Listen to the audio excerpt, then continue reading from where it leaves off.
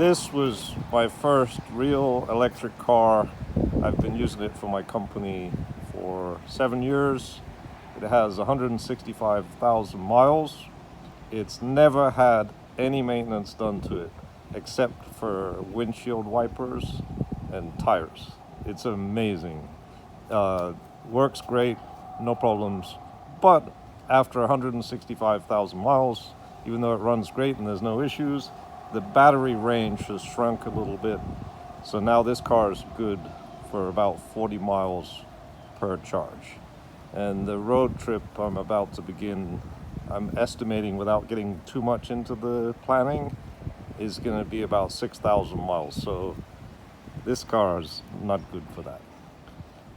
Last year, when I started, I made a decision to sell my gasoline van, and now my business is running on 100% electric. And this was the replacement to the van. It's a little bit smaller, so sometimes it's a challenge. This is a 2017 BMW i3. I bought it used, and actually, for what I sold my little Nissan gas van for, my payments were about the same to use this. This car is 100% electric.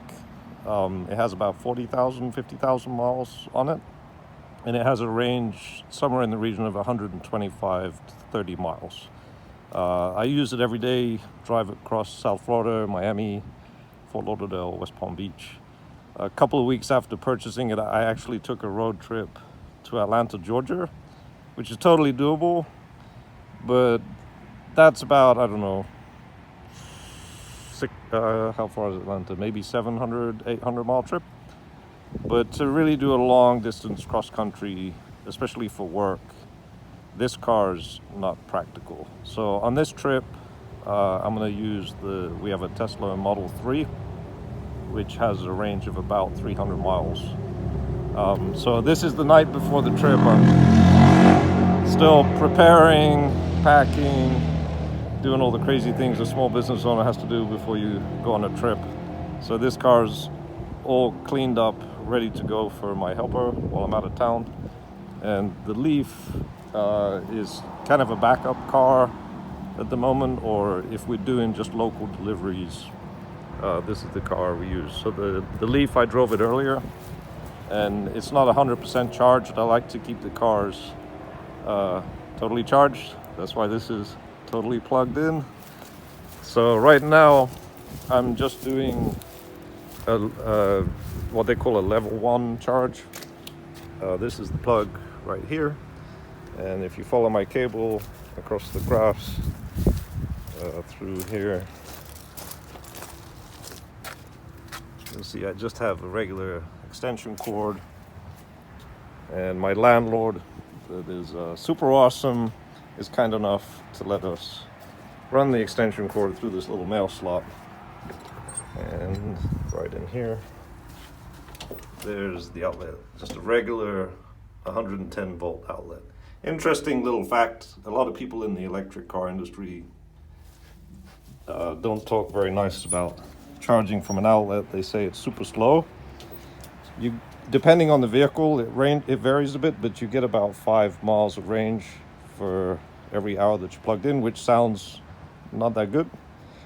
But when you have a Nissan Leaf that only has 40-mile range, that means overnight you're going to get a full charge just from an outlet. And if you do the math, 5 miles an hour times by 8,760 hours, which is how many hours in a year, is about 40,000 miles, which is more than what the average American drives. So in actual fact, if you own an electric car, you don't really need a charger. You can plug in to a regular outlet with the charger that comes with the car free of charge. The BMW comes with one. The Nissan Leaf comes with one. These cars don't come with them because they're not electric.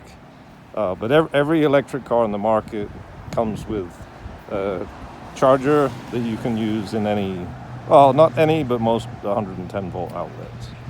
So just like I say, a quick update. This trip's gonna happen.